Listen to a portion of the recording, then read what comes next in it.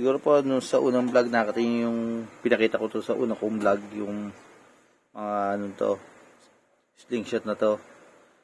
Ito po talaga napakahirap gawin na ho, lalo po pag puno ng bayabas. Ito po puno po ng bayabas to, ginamit ko dito. Ang pinakamahirap po dito yung pag-uukit nito. Yan ho. Lalo po pag wala kayong tools na gagamitin dito, napakahirap po gawa. Tinigilan ko paggagawa nito. Ito po talaga mahilig ako magawa ng mga ganito. Ang problema lang po, napakatigas. Tsaka wala po akong makuhang tools para dito sa paggawa nito. Gusto ko pa sana gumawa nito, pero hindi ako makagawa kasi wala nga po akong gamit na pang-ukit sa ganito. Na-pending ako sa paggagawa ng mga slingshot. Ngayon po, nakakuha po ako ng tools na para dyan po pang-ukit po talaga dito. Ginagamit po rito pang-ukit, tsaka sa mga ganito. Dati po, gini-grinder po yan. Pero po, pagdating po di sa may mga gantong korte, mahirap na po siyang gamitan ng angle grinder. Siguro po alam niyo po yung angle grinder, yung ginagamit po pang gawa ng bala ng tiksay. Yan po.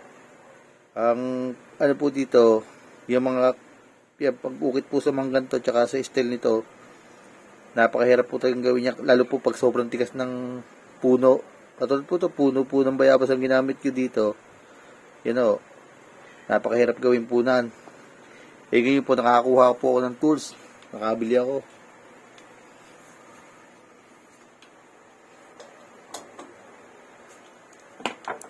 Ito po yung hinahanap ko at pinapangarap ko talagang mabili. May nakita akong second hand na binebenta. Ayun po. Ito po yung nabili ko. Ito yung gustong gusto ko. Ito yung pangarap ko talaga mabili para makagawa po ako ng mga ganito. Bibili lang po ako ng balang pang kahoy na kinakabit po dito. Yun po yung pang-uukit ko sa mga ganito. Yan. Tsaka po sa mga ganito. Pinang-uukit po yun sa mga ganan. Yan. Gawa ko yung napakasaya ko po nung ako yung nagkaroon ng ganitong tools. Ito po talaga kailangan ko. Electrical tools na ganito. Ngayon po makakagawa na po ako ng mga slingshot. Siguro po sa susunod ko mga vlog, papakita ko sa inyo paggawa ng ganito. Lalo po pag purong puno ng bayabas, yung pinakakatawan po, hindi po ako nagamit ng sanga.